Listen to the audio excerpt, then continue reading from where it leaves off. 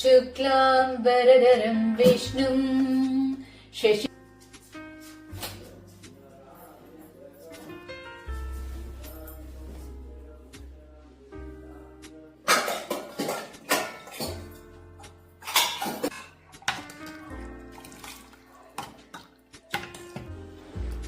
Hi అండి, అందరూ ఎలా ఉన్నారు? అందరూ బాగున్నారు అనుకుంటున్నాను అండ్ బాగుండాలని కూడా కోరుకుంటున్నాను.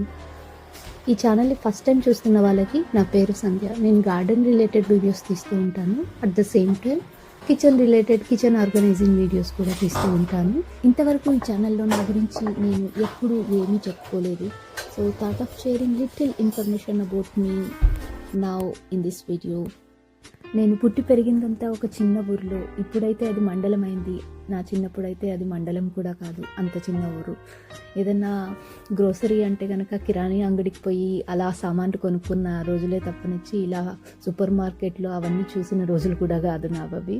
అండ్ ఇలా ఏదన్నా ఫ్యాన్సీ ఐటమ్స్ ఇలా pizza, pasta, some sauces, vinegar ఇట్లాంటి ఐటమ్స్ కూడా మా ఊర్లో దొరికేవి కాదనమాట.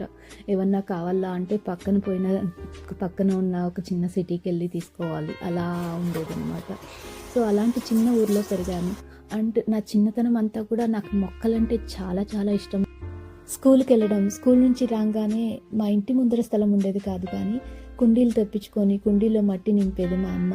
ఆ కుండీలలోనే సీడ్స్ అన్నీ తీసుకెళ్ళి ఏదో ఒక పేర్లు రాసేది.